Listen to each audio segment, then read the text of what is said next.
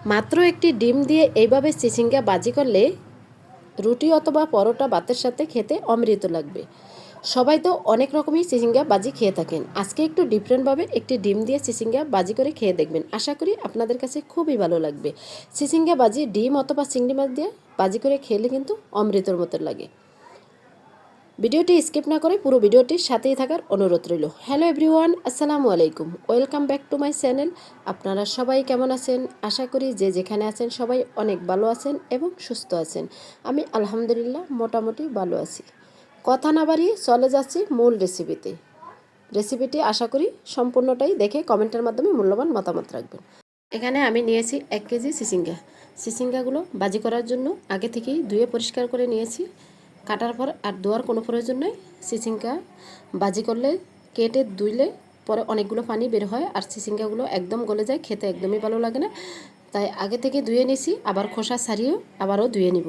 আর কাটার পরে ধোয়ার কোনো প্রয়োজন নেই। এখানে আর ভিতরে কোনো ভালো নেই, তার সেজন্য খোসা ছাড়িয়ে আগে ধুয়ে নিলেই হবে। আর চিচিঙ্গাতে উপরে বাইরে ধুলাবালু থাকে, সেই জন্য আগে থেকেই ধুয়ে তারপর খোসাটা ছাড়াচ্ছি। তো ছুরির সাহায্যে এক এক করে সবগুলোই খোসা ছাড়িয়ে নিছি। আর কীভাবে চিচিঙ্গা ভাজলে একদম কালার সুন্দর থাকবে সেই টিপসটাও আপনাদেরকে বলে দেব। ভিডিওটি শেষ পর্যন্তই দেখবেন। তা এক এক করে সবগুলো চিচিঙ্গা আমি উপরে খোসাটা ছাড়িয়ে নিছি ছুরির সাহায্যে, দেখেই বুঝতে পারছেন। আর সবজি আমাদের শরীরের জন্য অনেকটাই উপকার, তাই আমরা সবসময় চেষ্টা করি সবজি খাওয়ার জন্য। আর আমার বাচ্চাদের খুবই ফেভারিট সবজি, তাই আমার সবসময় সবজি করতে হয়। আর সবজির পরিমাণটা একটু বেশিই লাগে। আর এখানে 1 কেজি চিচিঙ্গা নিয়েছি, দেখেই বুঝতে পারছেন এটা আমার ছেলেরা খাবে, তার জন্য। তা একটা ছুরির সাইজে একসাথে 4টা চিচিঙ্গা একসাথে দিয়েই কেটে নিয়েছি। দেখতেই পাচ্ছেন সবগুলো চিচিঙ্গা খুব সুন্দরভাবে ছুরির সাইজে কেটে নিয়েছি। আর চিচিঙ্গাগুলো দেখতে খুব সুন্দর লাগছে, একদম তরতাজা। তাই চিচিঙ্গা কাটা হয়েছে, এটা আর আমি ধুবো না। আগে থেকে যেহেতু ধুয়ে পরিষ্কার করে নিয়েছি। এখন আমার 3টা বড় সাইজের পেঁয়াজ লাগছে, তাই পেঁয়াজটাও ছুরি দিয়ে সুন্দর করে কেটে নিচ্ছি। আপনারা চাইলে বটি দিয়েও কাটতে পারেন, যার যেরকম সুবিধা সে সেইভাবেই কেটে নিতে পারেন। তা এখানে আমি অনেকগুলো মরিচ দিব, আর মরিচ বেশি না দিলে জাল না হলে তো আর সবজি খাওয়া যায় না। আর আমার বাচ্চারা জালটা বেশি পছন্দ করে, তাই আমার সব কিছুতেই মরিচটা বেশি থাকে, সেটা আপনারা দেখেই বুঝতে পারছেন। তা মরিচ কেটে নিছি এবং পেঁয়াজও কেটে নিছি একসাথে। আর এখন আমি কেটে নেব ধনিয়া পাতা। এখানে দেশি ধনিয়া পাতা নিয়েছি। ধনিয়া পাতাটাও ধুয়ে পরিষ্কার করে নিয়েছি আগে থেকে, আর এখন ছুরি দিয়ে ছোটো করে কেটে নিলাম। তা এক এক করে সবগুলো উপকরণই আমার কাটা হয়ে গেছে। চিচিঙ্গা, পেঁয়াজ, কাঁচামরিচ এবং সাথে একটা ডিম নিয়েছি, সবগুলোই। এখানে চিচিঙ্গা ভাজতে বেশি কিছু প্রয়োজন নাই, সামান্য কয়েকটা উপকরণ দিয়ে খুব মজাদার চিচিঙ্গা ভাজি করে নিতে পারেন। একদম রুটি পরোটার সাথে খেতে দারুণ লাগবে। তো এখন চুলায় একটি প্যান বসিয়ে দিয়েছি আগে থেকেই তেলটা গরম হওয়ার জন্য। তেলটা গরম হয়ে গেছে। আর চিচিঙ্গা ভাজার জন্য এখানে তেলের পরিমাণটা একটু মোটামুটি বেশিই নিতে হবে। তাই তেলের ভিতরে পেঁয়াজ এবং কাঁচামরিচ দিয়েছি। এখন এটা হালকা করে একটু ভেজে নেব। এখানে পেঁয়াজটা একদম ব্রাউন কালার করার কোনো প্রয়োজন নেই, তা হালকা করে একটু ভাজি করে নেব। তাই একটু নেড়ে চেড়ে ভেজে নিচ্ছি। এখন দিয়ে দিলাম পরিমাণ মতো হলুদের গুঁড়া, আর দিয়ে দিব স্বাদ মতো লবণ। আর চিচিঙ্গা ভাজি করতে আর কোনো মশলার প্রয়োজন নেই। এখানে হলুদ এবং লবণ দিয়ে ভালো করে পেঁয়াজটা একটু ভেজে নেব। তারপরে আমি দিয়ে দেব ডিম। আর ডিম দিয়ে চিচিঙ্গা ভাজি কিন্তু খেতে অনেকটাই মজা হয়। চিংড়ি মাছ দিয়েও অনেক মজা আছে। তাই সবসময় তো চিংড়ি মাছ সবার বাসা থাকে না, তাই আপনারা চাইলে ডিম দিয়েও এভাবে চিচিঙ্গা ভাজি করে খেতে পারেন, খেতে কিন্তু অনেকটাই ভালো লাগে। তাই দিয়ে দিলাম ডিমটাও পেঁয়াজের সাথে একটু ভালো করে ভেজে নিতে হবে, যাতে ডিমের গন্ধটা না থাকে, সেটা অবশ্যই খেয়াল রাখবেন। আর চুলার লো হিটে দিয়েই ডিমটা একটু ভালো করে ভেজে নিতে হবে।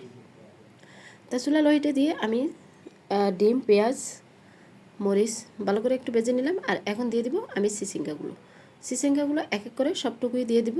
আর এখানে দেখতেই পাচ্ছেন 1 কেজি মানে অনেকগুলো, ভাজি করলে কিন্তু 4 ভাগের 1 ভাগ হয়ে যাবে।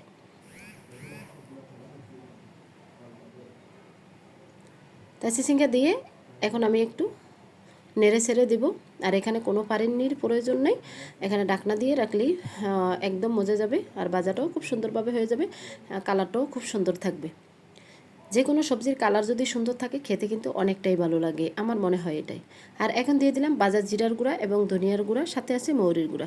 এই মশলাটা দিলে কিন্তু যে কোনো সবজি খেতে অনেকটাই ভালো লাগে। আপনারা চাইলে বাসায় এভাবে মশলাটা বানিয়ে নিতে পারেন। মশলাটা বানানোর জন্য যা যা উপকরণ লাগবে সেটাও আপনাদেরকে বলে দিছি।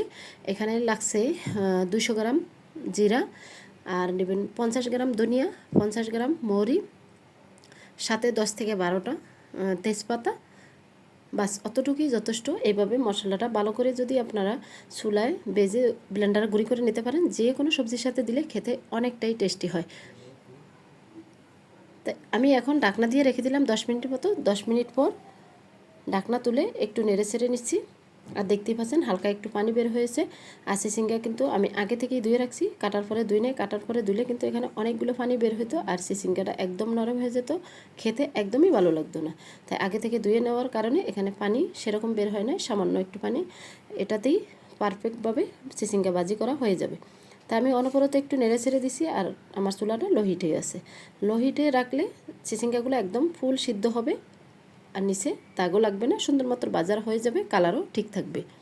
তাই আমি অনবরত কিছুক্ষণ নেড়ে ছেড়ে নিচ্ছি। বন্ধুরা, ভিডিওটি দেখতে দেখতে যারা এই পর্যন্ত আসছেন, একটি লাইক দিতে ভুলে গেছেন, ছোট্ট একটি লাইক দিয়ে সম্পূর্ণ ভিডিওটা দেখার অনুরোধ রইল। আপনাদের একটি লাইক, একটি কমেন্ট, একটি শেয়ার আমাকে ভিডিও করার আরও উৎসাহিত বাড়িয়ে দিছে। আপনাদের সুন্দর সুন্দর কমেন্ট পেয়ে সত্যি আমি খুবই আনন্দিত। আপনাদের সবাইকে অসংখ্য ধন্যবাদ। আপনাদের সবার জন্য দোয়া এবং শুভকামনা রইল। আর আমার চ্যানেলে নতুন হলে চ্যানেলটি সাবস্ক্রাইব করে বেল অন করে রাখবেন নিত্য নতুন ভিডিও এবং টিপস পাওয়ার জন্য। আমি যখনই ভিডিও আপলোড করব নোটিফিকেশন সর্বপ্রথম আপনাদের কাছে চলে যাবে। তাই কথা বলতে বলতে দেখতেই পাচ্ছেন আমার রান্নাটা প্রায় শেষের দিকে। আর কালারটাও মাশাআল্লাহ অনেক সুন্দরই রয়ে গেছে।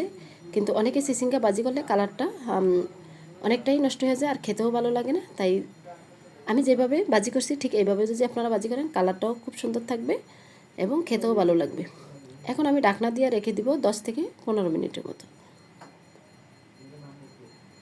তো 15 মিনিট পর ফিরে আসছি ঢাকনা তুলে। এখন দেখতেই পাচ্ছেন মাশাআল্লাহ কত সুন্দর লাগছে সিসিঙ্গা ভাজিটা। এখন আবার একটু অনবরত আমি নেড়ে ছেড়ে দিব। এখানে যেহেতু হালকা একটু পানি আছে, পানিটা শুকিয়ে যাবে, একদম জর্জরে থাকবে, কিন্তু একটা সিসিঙ্গাও ভাঙে নাই, যেভাবে কাটছি ঠিক ওইভাবেই রয়ে গেছে। এখন এই পর্যায়ে আমি দিয়ে দিব ধনিয়া পাতা কুচি। ধনিয়া পাতা কুচি আপনাদের হাতের কাছে না থাকলে বাজার জিরার গুঁড়ো দিয়ে দিতে পারেন। তাই ধনিয়া পাতা দিয়ে দিলাম, দিয়ে একটু অনবরত আবারও নেড়ে ছেড়ে নিব।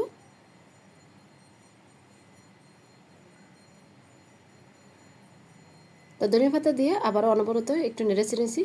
পুরো সবজিটার সাথে যেন ধনিয়া পাতাটা মিশে যায়। আর ধনিয়া পাতা দিলে যে কোনো সবজি মাছ খেতে কিন্তু অনেকটাই ভালো লাগে।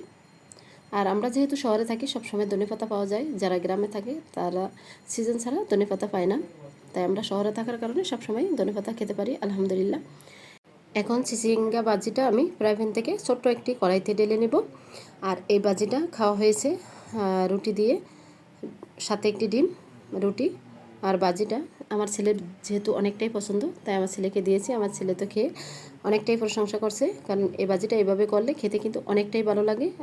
আমার মনে হয় না যে এই ভাজিটা করতে হলে আহামরি চিংড়ি মাছ দরকার, একটি ডিম থাকলেই খুব সুন্দরভাবে আপনারা এভাবে ভাজি করে নিতে পারেন, খেতে কিন্তু অনেকটাই ভালো লাগবে।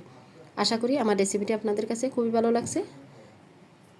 আমার ভিডিওর মাঝে এবং ভয়েসের মাঝে ভুল ত্রুটি হলে ক্ষমার দৃষ্টিতে দেখবেন। আজকের মতো বিদায় নিচ্ছি, আবারও দেখা হবে নেক্সট কোনো ভিডিওতে। আসসালামু আলাইকুম, আল্লাহ হাফেজ।